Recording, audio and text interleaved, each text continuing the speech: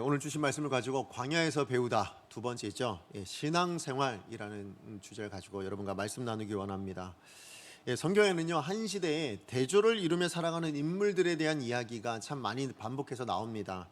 대표적으로 보면 우리 창세기의 가인과 아벨, 대조적인 인생을 살았죠. 또 야곱과 에서가 또 그렇게 대조적인 인생을 살았습니다. 그리고 또 넘어오면 이제 모세와 바로가 또 대조적인 그런 인생을 삽니다. 구약에만 있는 것은 아닙니다. 신약에도 와서 보면 베드로와 유다, 가룟 유다가 또 그렇게 대조적인 인생의 결말을 맞이하는 것을 우리는 볼 수 있습니다. 자, 그렇다면 하나님께서 이런 인생의 대조들, 어떻게 이런 다른 인생들을 통해서 뭘 말씀하시고자 하는 걸까? 그런 인생들을 우리 가운데 보여주시면서 하나님께서 뭘 깨닫게 하기를 원하실까라는 질문을 던져볼 수 있습니다. 물론 야곱, 아벨, 모세 이런 사람들 믿음의 사람이고, 가인에서 바로는 믿음의 사람이 아니었다라는 그 믿음의 유무, 이걸 알려주시는 거냐? 물론 그런 부분도 있습니다. 하지만 진짜로 이 세 분들은요, 아까 말씀드렸던 그 아벨, 야곱, 모세, 이 사람들은 우리 히브리서 11장에 보시면 믿음장이라 하잖아요. 믿음의 선배들이에요. 믿음의 조상들입니다. 대표적인 인물들이 맞아요. 하지만 하나님께서 이들의 인생을 통해서 보여주시는 것이 그저 믿음이 있어라, 이 정도가 아니라고 저는 생각합니다. 오히려 무엇을 담아내길 원하셨냐면, 무엇을 보여주시기 원하셨냐면, 하나님이 주신 것을 담아내는 인생, 우리 인생을 그릇으로 비유하자면 그 그릇에 무엇을 담아낼 수 있는가, 하나님께서 주신 것을 담아내는 인생이 있는가 하면 하나님이 주신 것이 아닌 것을 담아내는 인생이 있다라는 것을 보여주시고자 함이 아닐까 생각합니다. 자, 무슨 얘기냐? 여러분, 인생은요 다 똑같아요. 다른 인생이 없습니다. 어떤 의미에서 그러냐? 로마서 3장 23절 말씀을 보니까 뭐라 되어 있습니까? 모든 사람이 죄를 범하였음에 하나님의 영광에 이르지 못하더니 라는 말씀이 나와요. 네, 맞아요. 이 땅에 그 어떤 사람이라 할지라도 모두가 다 죄인인 것은 분명합니다. 여기에서 다른 사람이 없어요. 목사라고 있고 죄가 없고 다른 사람 성도님은 있고 더 많고 그렇지 않아요. 성경은 분명히 이야기합니다. 모든 사람이 죄를 범하였음에, 이 땅에서 의인이라고 얘기하는 사람, 법 없이도 산다고 하는 사람, 그런 사람들 다 뭐예요? 죄인인 것이십니다. 자, 그런데요, 그런 의미에서 가인이나 우리가 아까 얘기했던 아벨이나 야곱이나 에서나 모세나 바로나 다 똑같아요. 뭐예요? 다 죄인인 겁니다. 자, 그런데 그 인생들 중에 다른 게 있다면 뭐냐면 하나님이 택하신 사람이 있다라는 거예요. 하나님이 선택하신 사람이 있는 겁니다. 그리고 그 인생에게는요, 하나님께 사람이 담을 수 없는 것들, 그것들을 담아주시더라라는 거예요. 자, 그러면 인생이 담을 수 없는 것, 하나님이 주시는 것을 담아낸 것, 우리는 그것을 뭐라고 얘기하냐면 은혜라고 이야기합니다. 그죠? 하나님의 은혜를 담아낸 사람들이 있는 거예요. 자, 하나님의 은혜가 뭐예요? 택하시고 자녀 삼아주시고 우리와 동행해 주시고 보호해 주시는 것, 이런 것들을 우리는 은혜다라고 이야기를 하죠. 하지만 하나님은요, 이렇게 택하신 사람들에게 그 인생 가운데 하나님의 은혜만 담으시는 건 아닌 것 같아요. 그 은혜를 담으시는데요, 그 은혜를 담으시고는 그 이후에 하나님의 뜻하시고 목적하신 바가 있더라고요. 자, 그게 뭐냐면 그 은혜를 담아놓고는 그 은혜에 합당한 삶, 그 삶에 대한 열매들을, 그 은혜에 대한 열매들을 맺는 것을 하나님께서는 기대하신다라는 것입니다. 여러분, 출애굽기를 보시면 이스라엘 백성들이 출애굽을 하죠. 그죠? 애굽에서 출애굽해서 노예에서 해방이 되어져요. 무슨 얘기입니까? 하나님의 백성이 되어졌다라는 겁니다. 자, 그리고 나서 어떤 일이 주어집니까? 시내산에 이르러 하나님의 말씀, 율법이 주어져요. 무엇을 이야기합니까? 너희들이 내 백성이 됐으니까 이제 내 백성에 합당한 삶을 살아내라. 이걸 하나님께서 기대하신다라는 거예요. 하나님께서 하나님의 자녀되는 은혜를 베풀어 주시고 난 다음에는 그 은혜를 담아냈으면 그 은혜에 합당한 삶도 살아야지, 이걸 하나님이 기대하신다라는 것입니다.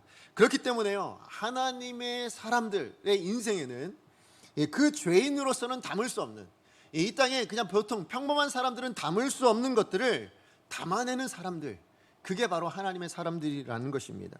자, 그 대표적인 하나님이 사람들만 담을 수 있는 그것이 무엇인가? 저는 그게 성령의 열매들이라고 생각해요. 자, 우리 갈라디아서 5장 22절 23절 말씀 같이 한번 읽어보겠습니다. 시작. 오직 성령의 열매는 사랑과 희락과 화평과 오래 참음과 자비와 양성과 충성과 온유와 절제니 이 같은 것을 금지할 법이 없느니라. 예, 맞아요. 오늘 여기도 말씀해 보면 성령의 열매라고 얘기합니다. 무슨 얘기예요? 성령님이 맺도록 만든, 사람은 맺을 수 없고 사람의 능력으로 나올 수 없고 오직 하나님이 역사하셔서 성령이 역사하셔야만 우리 마음 가운데, 우리의 삶 가운데 맺어질 수 있는 것들이 있는데, 그것이 바로 사랑으로부터 시작해서 절제까지 이 모든 것들이 만들어진다. 이 9가지 열매가 만들어진다. 그렇게 얘기하는 거예요. 맞아요. 하나님이 아니고서는 담아낼 수 없는 것, 그게 바로 성령의 열매입니다. 자, 그러면 반대로요, 하나님의 은혜를 받지 못한 사람들은 그럼 우리 그 인생 가운데 뭘 담아낼까요? 자, 하나님의 은혜가 없는 사람에겐 그러면 뭘 담아낼 수 있을까요? 하나님이 만들어내신 것은 담아낼 수 없으니 뭘 담을까요? 사람이 만들어낼 수 있는 것만 담는 거예요. 죄인된 우리가 만들어낼 수 있는 것만 그의 인생에 남더라라는 것이죠. 자, 그게 뭐냐?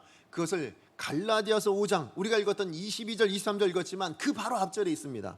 자, 19절에서 21절까지의 말씀 같이 한번 읽어보겠습니다. 시작. 육체의 일은 분명하니 곧 음행과 더러운 것과 호색과 우상숭배와 주술과 원수 맺는 것과 분쟁과 시기와 분냄과 당짓는 것과 분열함과 이단과 투기와 술 취함과 방탕함과 또 그와 같은 것들이라. 전에 너희에게 경계한 것 같이 경계하노니 이런 일을 하는 자들은 하나님 나라를 유업으로 받지 못할 것이요.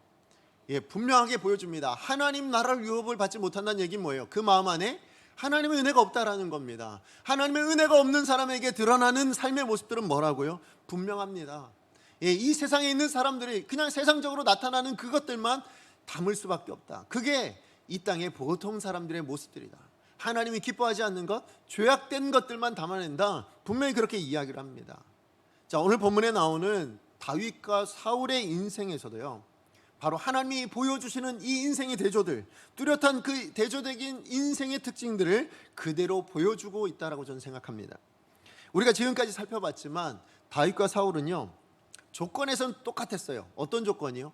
하나님께 택함을 받아 기름 부은 사람이다. 그죠? 그것은 분명히 똑같은 조건이었습니다. 누구도 다르지 않아요. 그런데 다윗의 인생에는 그 하나님의 은혜와 더불어서 뭐가 있어요? 하나님의 사람답게 살아가는 그것이 담겨져 있어요. 하나님의 은혜로만 만들어낼 수 있는 것들이 그 다윗의 인생 가운데는 담겨져 있습니다. 반면에 사울의 인생은 어떻습니까? 하나님의 은혜가 담겼음에도 불구하고 하나님의 사람다움이 담겨져 있지 않아요. 하나님의 은혜로만 만들어낼 수 있는 것들이 담겨져 있지 못한 그것이 대조적으로 나오고 있는 게 저는 다윗과 사울의 인생의 대조라고 저는 생각을 합니다. 오늘 본문에서도 그것을 선명하게 보여주고 있어요. 여러분, 오늘 본문의 내용은 여러분 읽어보셔서 아시겠지만 어렵지 않은 내용이에요. 사울이 하나님의 허락하신 그 왕의 자리죠. 사울 스스로가 가진 게 아니죠. 하나님이 허락하셔서 얻게 된 자리예요. 하나님이 주셔서 가지게 된 그 자리임에도 불구하고 지금 사울은 자기 스스로 자기의 능력으로 자기의 방법대로 그 왕권을 유지하기 위해서 고민하며 열심히 달리다가 이제 뭐까지 하는 거예요? 그걸 지켜내기 위해서 하나님이 세우신 그 다윗을 죽이려고 그렇게 열심히 쫓아다니고 있는 삶을 살게 됩니다. 자, 그렇게 사울은 다윗을 쫓다가 이제 어디까지 오게 된 거예요? 오늘 본문에 보니까 엔게디 광야, 다윗이 숨어 있었던 그 엔게디 광야까지 오게 되어졌습니다. 무엇 때문에 왔다고요? 다윗을 죽이기 위해서, 그리고 자기의 왕권을 지켜내기 위해서. 그래서 사울이 다윗을 찾아왔습니다. 자, 그런데 오늘 본문에 보니까요, 사울이 다윗을 잡기는커녕 오히려 어떤 일이 일어납니까? 다윗에 의하여 죽을 뻔한 위기를 만나게 돼요. 정말 죽을 수 있는 절체절명의 위기를 만나게 됩니다. 우리 3절 말씀 같이 한번 읽어보겠습니다. 시작. 길가 양의 우리에 이른즉 굴이 있는지라 사울이 뒤를 보러 들어가니라. 다윗과 그의 사람들이 그 굴 깊은 곳에 있더니. 사울이 지금 뒤를 보러 동굴에 들어갔는데 하필이면 그 굴에 누가 있었던 거예요? 다윗과 그의 부하들 600명이 숨어 있었던 곳에, 그곳에 들어갔다고 이야기를 합니다. 자, 그런데 오늘 여러분 여기서 우리 지금 개역 개정에는 뒤를 보러 들어갔다라고 되어 있지만, 여러분 예전에 개역 한글이거나 아니면 심지어 여러분 히브리어 원어에도 보면요, 사실 이 단어의 의미는 좀 다릅니다. 해석을 뭐라고 해야 되냐면 발을 가리러 들어갔다. 개역 한글을 혹시 기억하신 분들은 아마 그렇게 다 아실 거예요. 발을 가리러 들어갔다가 맞는 말이고 표현이거든요. 자, 그런데 사실은 그 당시에 발을 가리러 갔다라고 이야기할 때는요, 두 가지 의미가 있었습니다. 히브리 표현으로 발을 가렸다라는 의미는 두 가지 의미가 있는데, 첫 번째 의미는 뭐냐면 아까 금방 우리가 읽었던 이 표현 맞아요. 용변을 보러 들어가는 거예요. 예, 용변을 보는 것. 예, 그것을 발을 가린다라고 얘기합니다. 또 하나는 뭐가 있냐면 잠을 잔다고 할 때도 사실은 이렇게 발을 가린다라는 표현을 써요. 자, 그러니까 오늘 여기에 나오는 이 표현은 용변을 보는 것일 수도 있고요, 아니면 잠을 자러 들어간 것일 수도 있어요. 그래서 많은 학자들이 의견이 분분하더라고요. 저도 이거 막 자료 찾아보니까 의견이 다 분분해요. 어떤 분은 용변을 보러 들어간 거다라고 표현하시고요, 또 어떤 분은 아니다, 용변을 보는데 어떻게 옷을 가만히 잘라올 수 있겠냐, 자고 있어야만 되는 거 아니냐 해서 잠을 잔다, 뭐 이렇게 해석하시는 분들도 있어요. 자, 그런데 오늘 본문에 뭐라고 되어 있습니까? 뒤를 보러 들어갔다, 결국 용변을 보러 들어갔다, 이렇게 표현합니다. 다만 여러분, 근데 이 두 가지 표현 중에요, 저는 중요한 내용은 뭐라고 생각하냐면, 그게 발을 가린다가 잠을 자는 것이든 용변을 보는 것이든 둘 다 뭐예요? 방심할 수밖에 없는 상황이다라는 거예요. 어떤 의미에서 그렇습니까? 용변을 보더라도 뭐예요? 무기를 차고 용변을 볼 수 있나요? 그럴 수 없죠. 다 벗어야만 돼요. 그래서 다 벗어, 뭐 갑옷이든 뭐든 이것을 다 벗어놓고 그래야 우리가 큰 일을 볼 수 있잖아요. 그죠? 예, 잠을 잘 때도 마찬가지 아닙니까? 자, 그러니까 지금 사울은요, 지금 이 순간에만큼은 발을 가렸다는 의미, 뒤를 보러 들어갔다는 의미는 뭐예요? 방심하고 있었다라는 거예요. 예, 정말 안심할 수밖에 없는 그런 상황, 아무런 무장 해제되어서 정 누구라도 죽이면 그냥 죽임을 당할 수밖에 없는 그런 상황 가운데 놓여 있다라고 이야기를 하고 있는 겁니다. 자, 그러니까 반대로 이야기하면 다윗의 입장에서 뭐예요? 지금 절호의 기회인 거예요. 뭐요? 자기를 죽이려고 하는 원수를 죽일 수 있는 아주 절호의 기회를 맞이한 겁니다. 자, 그런데 그래서 여러분, 다윗과 함께 했던 그 600명들도 뭐라고 얘기합니까? 이 순간은 하나님이 말씀하셨던 바로 그 순간입니다.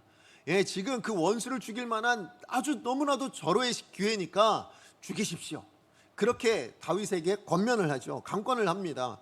자, 그랬을 때 다윗이 뭐라고 얘기했는가? 우리 아까 읽어보셨지만 6절에서 7절 말씀 다시 같이 한번 읽어보겠습니다. 시작. 자기 사람들에게 이르되 내가 손을 들어 여호와의 기름 부음을 받은 내 주를 치는 것은 여호와께서 금하시는 것이니 그는 여호와의 기름 부음을 받은 자가 됨이니라 하고, 다윗이 이 말로 자기 사람들을 금하여 사울을 해하지 못하게 하니라.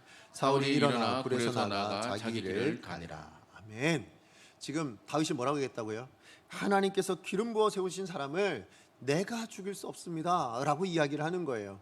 그리고는 뭐라고 얘기하냐면, 나는 죽일 수 없으니 당신이 가서 죽여주세요, 이러지 않죠. 뭐라고 합니까? 예, 하나님이 기르신 사람을 죽이는 것은 하나님께 악한 것이니까, 하나님께 범죄하는 것이니까, 하나님 뜻을 어기는 것이니까 하지 맙시다 라고 이야기를 해요. 그리고 뭐예요? 그냥 사울을 내보내는 겁니다. 그래서 사울이 이제 나가게 돼요. 여러분, 오늘 말씀에 보면, 우리가 읽었던 이 말씀을 보면 사실 사울의 입장에서 뭐예요? 사울은 기회만 되면 뭐 하려고 했어요? 다윗을 죽이려고 했어요. 아니, 기회를 만들려고 했죠. 어떻게 해서든 다윗을 죽이기 위해서 수많은 기회를 만들려고 쫓아갔던 인생, 그게 바로 사울이었습니다. 자, 그러니까 사울의 인생에 뭐만 담겨져 있는 거예요? 죽이려고 하는 것만 담겨져 있어요. 그죠? 시기하고 미워하고 폭력을 행사하고 살인하려고 하는 그런 것들만 지금 사울의 인생에서 두드러지게 표현되고 있잖아요. 자, 그런데 반면에 다윗의 인생은 뭐예요? 우리 읽어봤지만, 우리가 지금까지 살펴봤지만 다윗의 신앙이 그렇게 늘 신실하진 않았잖아요. 때론 실수도 하고 하나님 원하시지 않는 자리로 도망가기도 하고, 그런 모습들이 분명히 있어요. 그런데 오늘 우리가 묵상하고 있는 바로 이 24장만 보면, 이 24장 안에서만큼은 뭐예요? 성령의 열매로만 가능한, 하나님께서 맺도록 해주셔야만 가능한 것들이 맺어지고 있잖아요.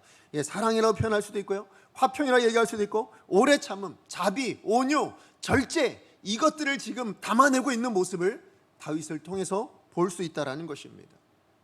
자, 그렇다면 다윗은 어떻게, 똑같이 하나님께 기름 부음 받았는데 사울은 담아내지 못하고 있는데 다윗은 어떻게 이것을 담아내고 있을 수 있는가?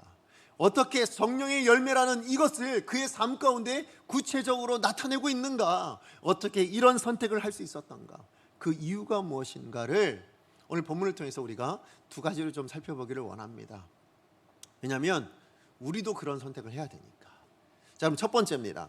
자, 우리가 다윗이 어떻게 그런 선택을 할 수 있었는가에 대한 첫 번째입니다. 첫 번째는 인생을 주관하시는 하나님에 대한 분명한 믿음이 있었기 때문이에요. 다시 얘기해서 내 인생은 누가 주관하신다? 하나님이 주관하신다. 아니, 사람의 인생은 누가 좌우하신다? 하나님이 좌우하신다. 하나님의 손에 달려있다. 하나님의 뜻에 달려있다. 이것에 대한 분명한 믿음이 다윗에게 있었다라는 거예요. 우리가 서론에서 살펴봤지만 지금 사울은 뭐예요? 다윗을 쫓아 엔게디 광야로 왔다가요, 생리적인 현상을 해결하기 위해서 굴에 들어갔다가 뭐예요? 다윗에게 죽임을 당할 만한 절체절명의 위기에 놓이게 되어집니다. 자, 이게 24장의 내용이지만 여러분, 한 장 전에 어떤 일이 있었습니까? 우리 지난주에 살펴봤던 말씀이에요. 그 말씀에 10광야에서만 생각해 보자고요. 10광야에 그 숲을 가운데 숨어 있었는데 10사람들이 어떻게 해요? 사울에게 그 다윗이 거기 숨어 있다고 고하죠. 그래서 이 다윗이 절체절명의 또 위기를 만나게 되죠. 오히려 그 10광야에서 오히려 사울과 그 부하들에 의해서 애워싸서 포위를 당해서 이젠 진짜 죽을 수밖에 없는 그런 상황 가운데 놓여 있었습니다. 자, 그런데 하나님이 어떻게 해주세요? 강권적인 역사로 블레셋이 쳐들어오게 하심으로 이제 포위된 것을 풀고 그 블레셋과의 전쟁하러 가는 바람에 다윗이 어떻게 돼요? 노임을 받게 되잖아요. 그러니까 사울의 입장에서는요, 지금 23장에서는 어떤 인생이요? 다윗을 어떻게 해서든 죽일 수 있는 인생, 그죠? 바로 죽일 수도 있었던 그런 인생이었는데, 여러분, 한 장이에요. 오늘 본문의 시작이 뭐였어요? 블레셋을 쫓다가 그치고예요, 그죠? 그 전쟁하다가 그치고 돌아왔을 때에 얼마 안 된 시간이잖아요. 많은 시간이 지나지 않았어요. 자, 그런데 그 시간 안에 어떤 반전이 일어납니까? 다윗을 죽일 수 있었던 그 사울의 인생이 이제는 다윗에 의하여 자기가 죽을 수밖에 없는 인생으로, 지금 그런 기회로, 그런 삶의 자리로 이끌려져 가는 반전이 일어나고 있잖아요. 근데 반전은 여기뿐만 나오는 게 아니에요. 여러분, 우리가 읽지는 않았지만 8절 이후에, 우리 24장의 8절 이후에 보면 다윗이 이제 사울을 죽이지 않잖아요. 자, 사울을 죽이지 않고 동굴에서 그냥 내보냅니다. 자, 그렇게 내보냈을 때에, 그래서 사울이 볼일 보고 이제 나왔는데, 나왔을 때 이제 다윗도 따라 나와요. 그리고 사울에게 이야기를 합니다. 자, 그 내용이 9절에서 13절인데요. 우리 같이 한번 큰 목소리를 읽어보겠습니다. 시작. 다윗이 사울에게 이르되 보소서, 다윗이 왕을 해하려 한다고 하는 사람들의 말을 왕은 어찌하여 들으시나이까? 오늘 여호와께서 굴에서 왕을 내 손에 넘기신 것을 왕이 아셨을 것이니이다. 어떤 사람이 나를 권하여 왕을 죽이라 하였으나 내가 왕을 아껴 말하기를 나는 내 손을 들어 내 주를 행하지 아니하리니 그는 여호와의 기름 부음을 받은 자이기 때문이라 하였나이다. 내 아버지여 보소서, 내 손에 있는 왕의 옷자락을 보소서. 내가 왕을 죽이지 아니하고 겉옷자락만 베었은즉 내 손에 악이나 죄가가 없는 줄을 오늘 아실지니이다. 왕은 내 생명을 찾아 해하려 하시나 나는 왕에게 범죄한 일이 없나이다. 여호와께서는 나와 왕 사이를 판단하사 여호와께서 나를 위하여 왕에게 보복하시려니와 내 손으로는 왕을 해하지 않겠나이다.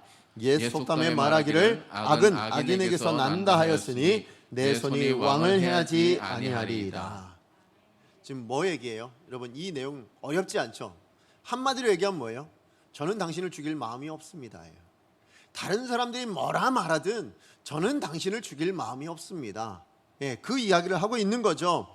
다시 얘기해서 제가 당신을 죽임으로 악인이나 행하는 그 악을 행할 마음이 저에게는 없습니다. 오히려 모든 판단은 여호와께 제가 맡겨드립니다 라고 이렇게 이야기를 하는 거예요. 자, 이 이야기를 들은 사울이 펑펑 웁니다. 울면서 다윗에게 이렇게 이야기를 합니다. 우리 17절에서 20절 말씀 같이 한번 또 읽어보겠습니다. 시작. 다윗에게 이르되 나는 너를 학대하되 너는 나를 선대하니 너는 나보다 의롭도다. 내가 나 선대하는 것을 오늘 나타냈더니 여호와께서 나를 내 손에 넘기셨으나 내가 나를 죽이지 아니하였도다. 사람이 그의 원수를 만나면 그를 평안히 가게 하겠느냐? 내가 오늘 내게 행한 일로 말미암아 여호와께서 내게 선으로 갚으시기를 원하노라. 보라, 나는 내가 반드시 왕이 될 것을 알고 이스라엘 나라가 내 손에 견고히 설 것을 아노니. 오늘 말씀에 보면 사울이 지금 뭘 얘기하고 있어요? 다윗을 축복해주고 있죠. 그죠? 다윗에게 위로해주고 있고 격려해주고 있어요. 지금 너는 도망자의 삶을 살고 있지만 그러나 나는 안다. 지금 당사자가 얘기하는 거예요. 지난번에 우리 예전에는 누가 얘기했어요? 요나단이 와서 우리 아버지도 당신이 왕이 될 것을, 네가 왕이 될 것을 알고 있다라고 이야기했다면, 오늘 본문에서는 뭐라고 얘기합니까? 사울 당사자가 지금 다윗에게 와서 너 지금 도망자의 삶을 살고 있지만 내 다음에 네가 왕이 될 것을 나는 안다라고 이야기를 해요. 그리고 축복을 해주죠. 하나님이 너에게 선으로 갚으시기를 원하노라. 지금 그렇게 이야기를 하고 있는 거예요. 자, 이런 반전. 지금 원래 사울은 어떤 사람이에요? 다윗을 죽이려고 했던 사람이에요. 어떻게 해서든 다윗을 죽이기 위해서 지금 엔게디 광야까지 3,000명의 병사들을 이끌고 쫓아온 사람이에요. 자, 그런데 그 사람이 지금 다윗을 축복하는 사람, 다윗을 위로해주고 있는 사람, 다윗에게 격려해주고 있는 사람이 되고 있는 거예요. 여러분, 이 반전의 역사가 지금 사울에게 일어나고 있습니다. 자, 누가 하신 걸까요? 사울이요? 다윗이요? 아니요. 하나님이 하신 일이에요. 여러분, 사람이 쉽게 변합니까? 안 변하더라고요. 예, 제가 얼마 전에도 저는 좀 욱하는 성질이 있어요. 근데 이걸 정말 저는 열심히 죽였다고 생각했거든요. 근데 사실 얼마 전에도 저희 아들과 또 욱해가지고 제가 또 한바탕 했습니다.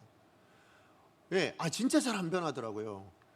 예, 그래서 사람은 진짜 안 변하는구나. 이거를 또 제가 새삼 또 이렇게 느꼈던 그런 때가 있었습니다. 맞아요. 사람은 잘 안 변합니다. 그런데 잘 안 변하는 거지 절대로 변하지 않는다라고 얘기할 수 없어요. 왜요? 하나님이 역사하시면 뭐예요? 변하는 거예요. 예, 하나님이 일하시면 변하게 되어 있더라고요. 오늘 사울을 보십시오. 어제의 원수였어요. 그런데 오늘 뭐 하는 거예요? 축복의 통로가 되어지고 있잖아요. 예, 지금 위로의 통로가 되어지고 있잖아요. 다윗을 격려하는 통로가 되어지고 있는 거예요. 맞아요. 하나님의 뜻을 깨닫고 그 뜻을 전하는 사람으로 변화되어지는 모습, 누가 만드신 거라고요? 하나님이요. 우리가 믿는 하나님이요. 우리를 구원해 주신 그 하나님이 그렇게 사울을 바꾸어 놓으시더라라는 것이죠. 맞아요. 우리의 인생이요, 우리의 운명이요, 그것을 바꾸시는 분, 그게 누구라고요? 하나님이신 거예요. 하나님이 반전시키시고 하나님이 바꿔내시고 하나님이 이끌어 가시고 만들어 가시는 것이 우리의 인생이다. 그것을 지금 보여주고 있는 것입니다. 여러분, 하나님 때문에 인생 역전 경험한 사람, 성경에 대표적인 사람이 있습니다. 누굴까요? 유명한 사람 있잖아요. 누구예요? 인생 역전의 대표 명사 요셉이죠. 그죠? 맞아요. 요셉이요. 예, 형들에게 시기를 받아서, 형들에게 미움을 받아서 노예로 팔려가게 됩니다.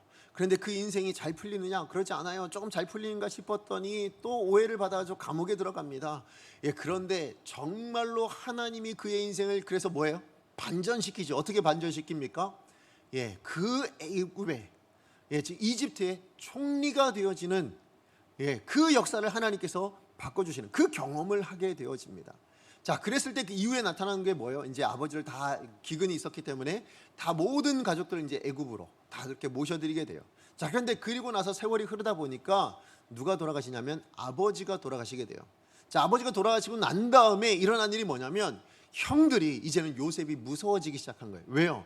이전엔 아버지라도 계셨으니까 우리들에게 아무 해코지도 못하고 있었는데, 우리가 그동안에 했던 일들이 있는데 이제는 죽었다. 이제 아버지도 없으니까 우리에게 복수를 하고 우리에게 해코지를 하면 우리를 죽여버리면 우리는 할 말이 없다. 왜요? 총리니까. 애굽에 정말 바로의 다음 가는 2인자니까 이제 우리를 죽여도 할 말이 없다. 형들이 그렇게 생각을 한 거예요. 무슨 생각이에요? 사람이 생각할 수 있는 생각만 하고 있는 거예요. 그죠? 사람이 생각할 수 있는 정도, 그 정도만 생각을 하고 있는 거예요. 자, 그랬을 때 요셉이 그 형들에게 했던 이야기가 있어요. 자, 우리 창세기 50장이에요. 19절에서 20절 말씀 같이 한번 읽어보도록 하겠습니다. 시작. 요셉이 그들에게 이르되 두려워하지 마소서, 내가 하나님을 대신하리이까. 당신들은 나를 해하려 하였으나 하나님은 그것을 선으로 바꾸사 오늘과 같이 많은 백성의 생명을 구원하게 하시려 하셨나니. 아멘. 지금 요셉이 뭐라고 얘기하고 있어요? 형, 두려워하지 마십시오라고 이야기합니다. 사실은 요셉의 입장에서는요, 그냥 생각 같으면, 그냥 사람의 생각 정도로만 생각했으면 뭐예요? 미운 사람이에요. 그죠? 저 인간들 때문에 내 인생 뭐예요? 노예로 팔려갔어요. 아버지랑 헤어지게 됐어요. 숱한 고난을 겪었고 가지 않아도 될 감옥 생활도 했었고요. 그 모든 일들을 겪어야 했어요. 누구 때문에? 형들 때문에. 자, 그렇다면 뭐예요? 복수심에. 정말로 지금 내가 권력을 가지고 있고 내가 능력을 가지고 있으니까 복수심으로 짓누르고 억압을 하고 가두든지 죽이든지 얼마든지 가능한 상황이에요. 자, 그런데 그런 형들을 향하여 요셉이 하는 말은 다른 말이 아니죠. 내가 너에게 복수를 하겠다, 너 이제 죽었다, 이 얘기 아니죠. 두려워하지 말라라고 이야기하고 있습니다. 왜 그렇습니까? 지금 요셉이 고백한 게 있어요. 뭐라고 고백합니까? 내게 닥친 모든 해, 내가 닥쳤던, 내가 경험했던 모든 어려움, 모든 고난들, 이 모든 것들을 가지고 선으로 바꿔주시는 하나님, 그 하나님을 내가 경험했으니, 내가 그 하나님을 경험하고 보니 사람의 인생을 얼마든지 반전시켜 주시는 그 능력을 가지신 하나님이 나의 하나님이시니 내가 더 이상 당신이 믿지 않습니다. 내가 더 이상 당신이 두렵지 않습니다. 더 이상 내게 어떤 시기도 어떤 미움도 어떤 복수심도 남아있지 않습니다 라는 것을 고백하고 있는 거예요. 맞아요. 하나님이 내 인생을 주관하시는데, 하나님의 뜻이 내 인생을 만들어 가시는데 그것이 하나님의 뜻이라면 어찌 내가 거기에 다른 마음을 품겠는가? 이게 지금 요셉이 이야기하고 있는 거예요. 그 하나님에 대한 믿음, 내 인생을 주관하시는, 해까지도 선으로 바꿔가시는 그 하나님의 능력에 대한 믿음이 있다 보니까 뭐예요? 그 믿음 때문에 요셉은 자기의 인생 가운데 복수를 담지 않아요. 그죠? 시기를 담지 않아요. 미움을 담지 않아요. 오히려 뭘 담아요? 그 그릇 가운데 형들에 대한 용서, 형들에 대한 사랑, 그것을 담아내고 있다라는 것입니다. 맞아요. 요셉이나 다윗이요, 그냥 보통 사람이라면 결정할 수 있는 것들이 아닌, 정말 이 땅에 그냥 예수님을 알지 못하고 하나님의 은혜를 알지 못하는 사람들은 결정할 수 없었던 그런 사랑과 용서, 자비, 절제, 이 같은 성령의 열매들을 담을 수 있는 인생이 된 게 뭐라고요? 우리 인생을 주관하시는 하나님, 내 인생을 만들어 가시는 하나님, 그 하나님에 대한 온전한 믿음 때문에, 그 하나님에 대한 신뢰가 있었기 때문에 그 인생에 담기는 것, 담아내는 것, 그게 달라질 수 있다라는 거예요. 내 고난보다 더 크신 하나님, 그 은혜와 그 능력에 대한 믿음, 그리고 하나님은 그 은혜와 능력으로 반드시 내 인생을 만들어 가신다, 내 인생을 책임져 주신다, 이 믿음이 있었기 때문에 그들의 인생에 담아지는 것이 달라졌다. 그렇다면 여러분에게 질문 하나를 드립니다. 여러분의 인생을 주관하시는 분이 하나님이시라는 걸 여러분 믿으세요? 정말 믿으십니까? 여러분의 인생을 책임져 주시는 분이 하나님이심을 여러분 믿으십니까? 여러분, 이 믿음을 지금 여러분 아멘이라고 입술로만 고백하지만, 여러분 이것이 입술로만 입술로만 아멘 이렇게 나와서는 안 돼요. 정말로 여러분이 그것을 믿으신다면 그 믿음에 합당한 열매가 여러분 삶 안에, 여러분의 삶 안에 담겨져 있어야 돼요. 여러분의 인격 안에 담겨져 있어야 돼요. 삶으로, 행동으로 열매, 아멘. 이 아멘이 입술로만 나오는 게 아니라 여러분의 행동으로 나와야죠. 여러분의 삶으로 나와야죠. 여러분의 인격으로 나와야죠. 그게 진짜 예잖아요. 정말로 하나님이 여러분의 인생의 주인 되신 것을 믿으십니까? 여러분의 인생으로, 입술로만 아멘이 아니고요, 입술로도 아멘이 중요하지만 입술로만이 아멘이 아니라 여러분의 인격으로, 여러분의 삶으로 아멘을 담아내실 수 있는 그런 저와 여러분의 인생 되기를 소망합니다. 자, 그런가 하면 두 번째예요. 다윗이 자기의 인생 가운데 하나님의 것들을 담아낼 수 있었던 이유 두 번째는 뭐냐면요, 다윗은 인생을 주관하시는 분이 누구요? 하나님이라에 대한 믿음이 있어요. 자, 그런데 그 믿음을 가지고 뭐 했냐면 삶으로 실천했다는 게 중요해요. 삶으로 실천했다는 게 두 번째 이유입니다. 다윗이 자기를 죽이려고 했던 그 원수와 같은 사울을 단번에 죽일 수 있는 절호의 기회가 있었잖아요. 자, 그럼에도 불구하고 죽이지 않았던 이유가 뭐라고요? 우리 6절 말씀에 보니까 뭐라고 되어 있습니까? 여호와의 기름 부으심을 받은 사람을 죽이는 건 뭐라고요? 여호와께서 금하시는 것이다. 그죠? 여호와께서 금하시는 것이다. 다시 얘기해서 여러분, 여호와께서 기름 부으신다라는 의미가 뭘까요? 여호와께서 기름 부으신다라는 의미는 여호와께서 세우셨다라는 거죠. 그죠? 여호와께서 세우셨다라는 거예요. 자, 그러면 여호와께서 누구를? 사울을 왕으로 세우셨습니다. 이 이야기인 거예요. 자, 그런데 그 왕으로 세우신 사람을 죽이는 것이 왜 하나님이 금하시는 것이냐? 죽이는 걸 금했으니까일까요? 아니요. 다윗이 지금 그것이 악하다고 얘기하는 게 살인이 악한 거니까 그래서 악하다고 얘기하는 걸까요? 아니요. 다른 의미가 있어요. 자, 무슨 얘기냐면 여러분, 여호와께서 세우셨다라는 이 말에는 두 가지 의미가 있습니다. 자, 어떤 의미가 있을까요? 자, 첫 번째 의미는 뭐냐면 여호와께서 정하신다라는 의미가 있어요. 그죠? 왕은 누가 정해요? 하나님이 정하셨어요. 특별히 이스라엘의 왕은 누가 정하셨어요? 하나님이 정하신 사람이에요. 사울 누가 정하신 거예요? 하나님이 선택하셔서 하나님이 정하신 거예요. 다윗 누가 선택하셨어요? 하나님이 정하셨고 하나님이 선택하신 사람이 다윗이에요. 그래서 그 둘에게 뭐예요? 기름을 부으셔서 내가 선택했어를 확증시켜 주신 거잖아요. 그죠? 자, 그래서 그게 기름 부으심이에요. 자, 그런데 그럼 하나님이 세우셨다라는 이 말 안에는 첫 번째는 하나님이 정하셨다가 있지만 또 다른 의미가 있습니다. 그게 무슨 의미냐면 하나님이 세우신 것은 두 번째 의미는 하나님이 정하셨잖아요. 뭘로 정하셨어요? 왕으로 정하셨어요. 그러면 그 정하신 것이 이루어지는 것도 누가 하신다는 거예요? 그 정하신 것을 이루어내는 것도 누가 하신다는 거예요?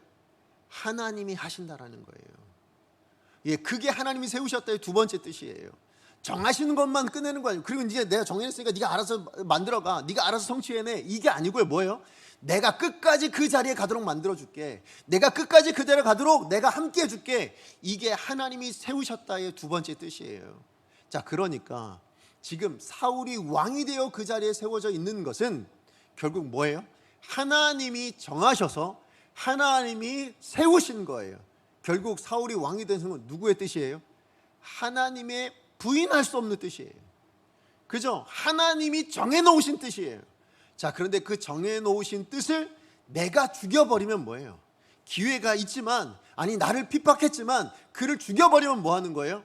하나님의 뜻을 어기는 거예요. 이게 악하다고 보는 거예요. 지금 다윗이 악하다고 생각한 거, 다윗이 악을 행하는 것, 악인이 악을 낳는다고 얘기하는 그 악이 뭐냐면 하나님의 뜻을 어기는 것, 그게 악이라고 이야기하고 있는 거예요. 그래서 다윗은 지금 뭐 얘기하는 거예요? 나는 하나님의 뜻은 어길 수가 없습니다. 하나님의 분명한 뜻을 내가 알고 있는데 어떻게 그 뜻을 내 마음대로 뜻을 꺾어버릴 수 있습니까? 저는 그런 악을 행할 수는 없습니다 라고 이야기를 하고 있는 거예요. 결국 뭐예요? 다윗은 자기가 깨달은 하나님의 뜻을 뭐 하는 거예요? 끝까지 삶으로 실천해내고 있는 거예요. 비록 고난을 당하고 비록 핍박을 당하고 내가 손해를 보고 있지만 그러나 하나님의 뜻인 줄 아니까 뭐 하는 거예요? 기꺼이 감내내면서 하나님 뜻을 어기지 않겠습니다. 이걸 지금 다윗이 살아내고 있는 거예요. 반면에 사울은 어떻습니까? 사울의 인생은 어때요?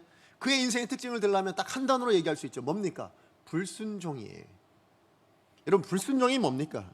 하나님의 뜻을 몰라서 행하지 못하는 걸 불순종이라고 얘기하지 않죠. 불순종은 뭡니까? 하나님의 뜻을 알고 있음에도 불구하고 뭐 하는 거예요? 순종하지 않는 것, 그 뜻대로 살아내지 못하는 것, 그것입니다. 또 다른 이야기로 하자면 하나님의 뜻을 알고 있음에도 불구하고 내가 손해를 볼까봐 내 판단과 내 생각과 내 기준을 따라 재고 재단하고 들을 수 있는 것만 듣고 하지 않는 것, 안 하는 것, 이 모든 것을 통틀어 뭐라고 얘기할 수 있어요?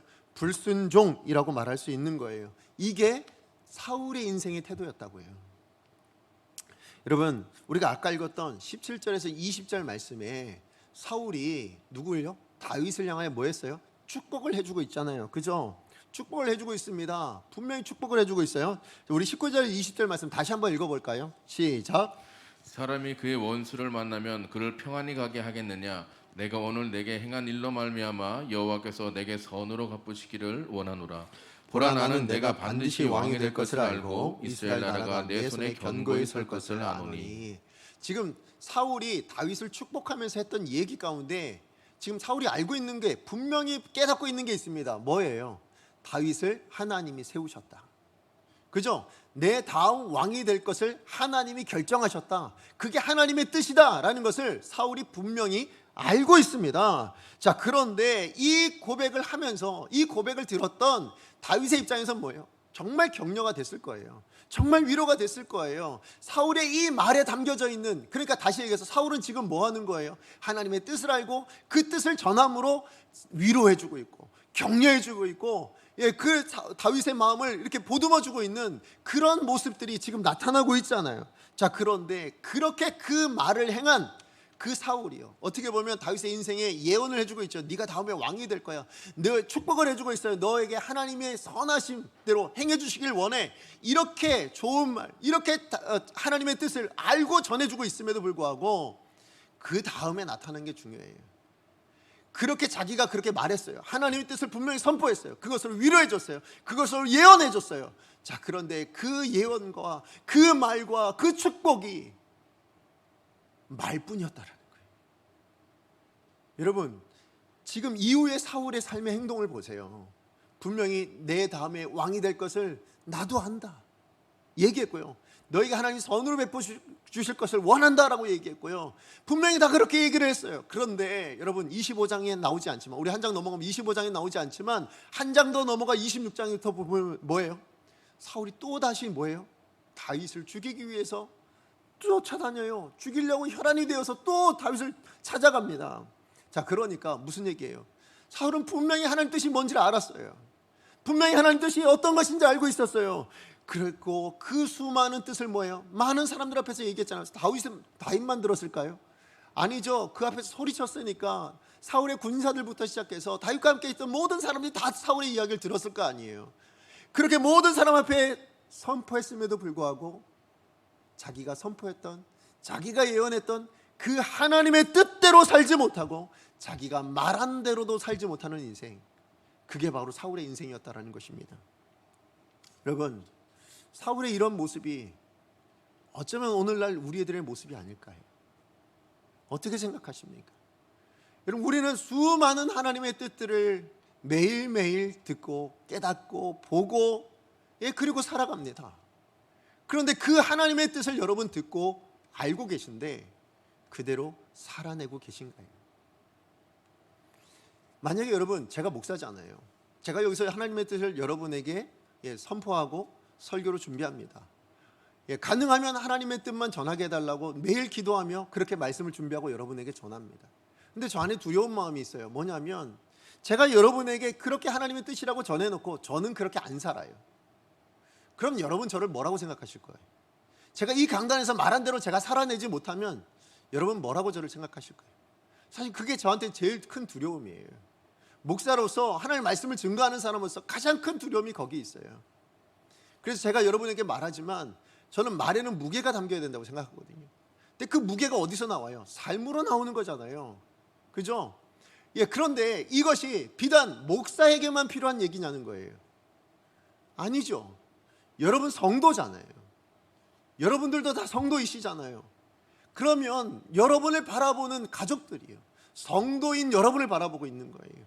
하나님의 사람인 여러분을 바라보고 있어요. 세상의 많은 사람들이요, 하나님의 사람인 여러분을 바라보고 있는데 여러분, 하나님의 뜻대로 살아내지 못한다면, 말론 나 교회 다니고 말론 난 하나님을 믿고 나는 하나님이 나의 주인이시라고 말하면서도 실제로 삶으로 그것이 드러나지 않는다면, 내 행동이 그것과 다르다면 여러분 어떻게 볼까요? 우리를, 여러분 자녀들이 우리를 뭐라고 생각할까요? 여러분, 신앙생활이라는 게 뭘까요? 신앙생활. 신앙생활이 뭘까요?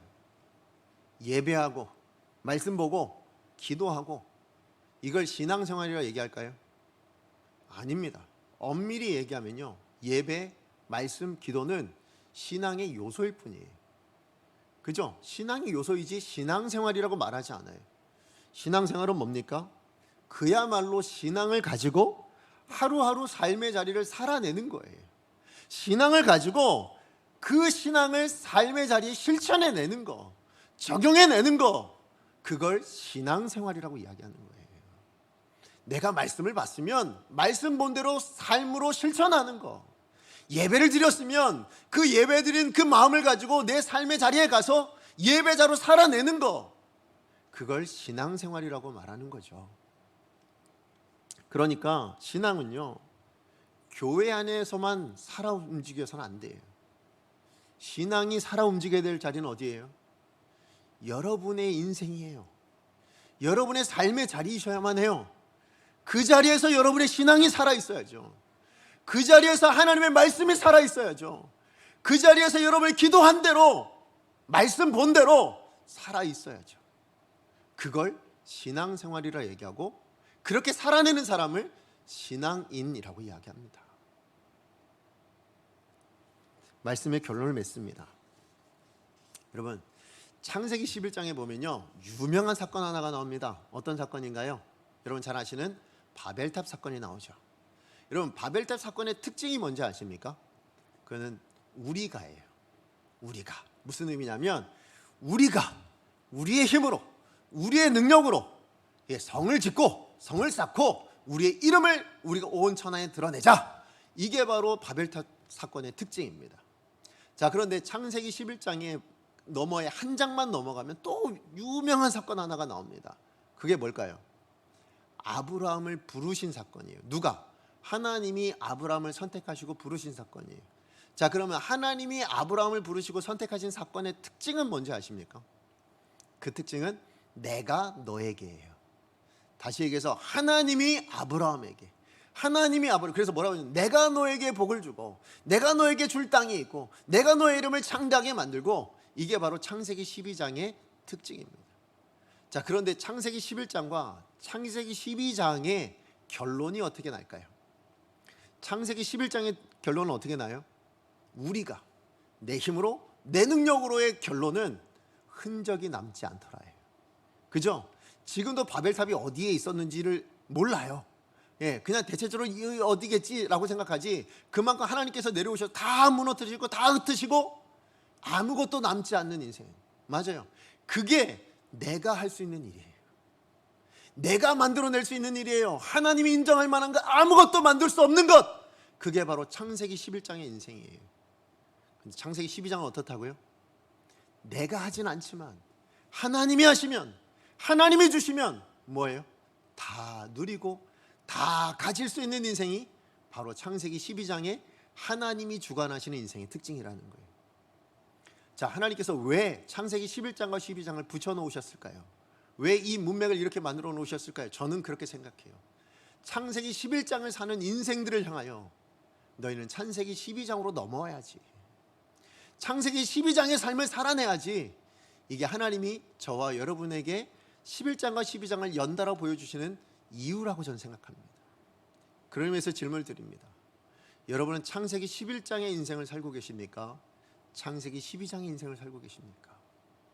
하나님은 여러분에게 창세기 12장의 인생을 살아내라고, 창세기 12장의 인생을 누리라고 자녀 삼아 주셨어요.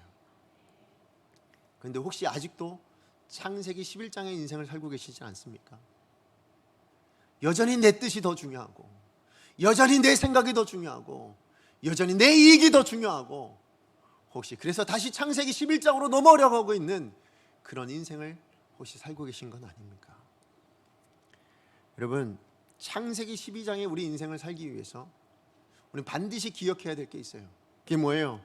오늘 주신 말씀이에요. 오늘 다윗의 인생을 통해서 우리가 깨닫게 되어지는 거예요. 다윗이 광야의 인생을 통해서 우리 가운데 가르쳐주고 있는 거예요. 내 인생은 누가 주관하신다? 하나님이 주관하신다. 내 인생은 누가 책임지신다? 하나님이 책임져 주신다. 이것에 대한 확고한 믿음을 가지고, 그 믿음을 그냥 믿는 것으로 끝내는 것이 아니라 뭐라고요? 내 삶으로 실천해내는 것. 그야말로 신앙 생활을 해내갈 수 있는 것, 그게 바로 창세기 12장의 인생을 누리는 인생의 특징인 줄로 믿습니다. 여러분, 다윗을 통해서 오늘 우린 광야에서 배웁니다. 광야에서도 신앙 생활하기를. 정말 어렵고 힘든 때를 살아가고 있습니다. 정말 우리로서는 신앙을 지키다가 포기해야 될 것들, 희생해야 될 것들, 너무나도 많은 시대를 살아가고 있습니다. 그런데 하나님이 여전히 우리 가운데 요구하십니다. 신앙으로 살아내라고. 그래서 내가 너에게 주고 싶은 것을 담아내는 인생, 세상이 만들어내지 못하는 것들을 담아내는 인생 되기를 하나님께서는 원한다고 이야기하세요. 여러분 인생 가운데 무엇이 담겨져 있습니까? 여러분, 우리 입술로만 신앙생활, 입술로만 나 그리스도인이 아니고요, 삶으로 그리스도인, 삶으로 신앙인, 정말 여러분의 삶 안에 하나님이 담아 놓으시는, 하나님이 원하시는 것들을 담으실 수 있는 그런 저와 여러분의 인생 되어지기를 간절히 축복합니다. 우리 말씀 기억하면서 함께 찬양하기 원합니다. 오늘 주신 찬양은요, 주님 말씀하시면이에요. 주님 말씀하시면 내가 나아가리다. 주님 뜻이 아니면 내가 멈춰서리다. 나의 가고 서는 것 주님 뜻에 있으니 주님 나를 이끄소서. 여러분, 정말로 이 고백이 그냥 우리 입술로 나오는 찬양만이 아니라 여러분의 삶의 찬양이었으면 좋겠고, 삶으로 할 수 있는 고백이었으면 좋겠습니다. 주님이 이끄시는 곳에 나 있겠습니다. 주님이 가라 하시는 곳에 나 가겠습니다. 그게 내가 손해를 보고 내 뜻을 포기해야 되는 한이 있더라도 주님 뜻이면 전 그거 붙들고 살아내겠습니다. 그것이 신앙생활입니다. 광야에 살 수 있는 신앙생활. 여러분의 인생과 같은 그 광야의 삶의 안에서 이 신앙생활을 붙들어낼 수 있는, 그것을 결단하면서 오늘 찬양 함께 찬양합니다. 주님 말씀하시면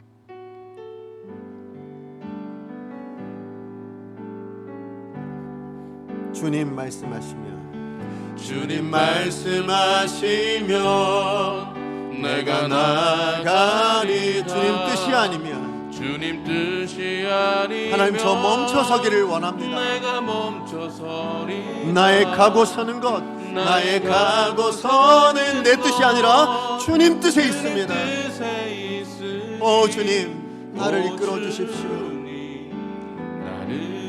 우리 가슴에 손을 얹고 다시 한번 믿음으로 고백합니다. 주님 말씀하시면, 주님 말씀하시면 내가 나아갑니다.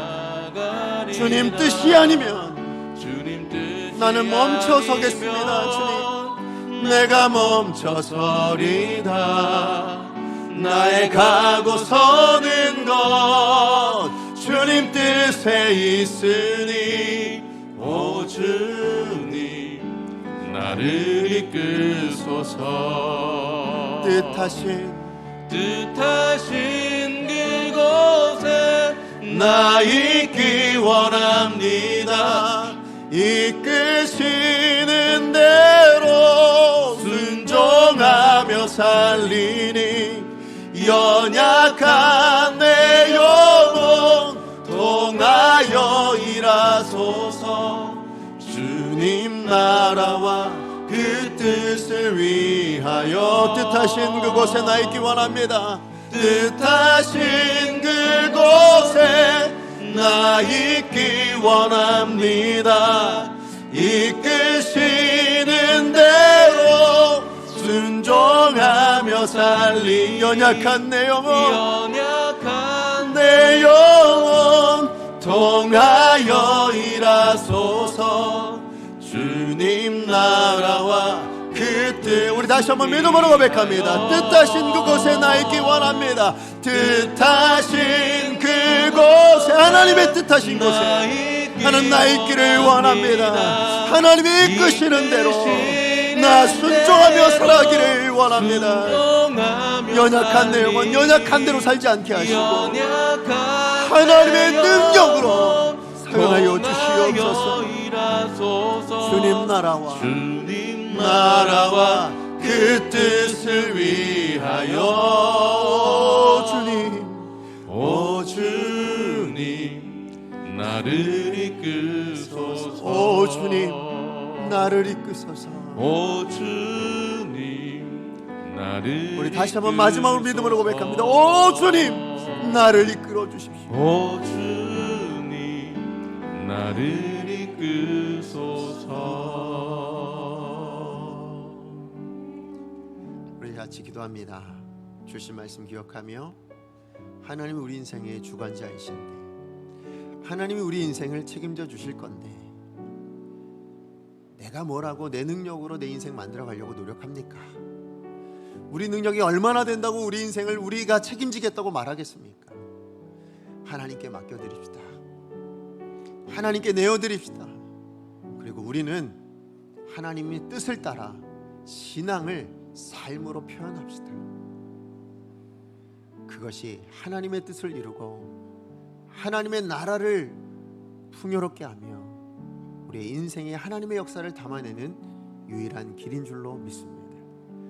이 시간에 지금 말씀 기억하고 찬양 기억하며 함께 주여 능력을 주옵소서 한번 외쳐 하나님 앞에 기도합니다. 주여 능력을 주옵소서.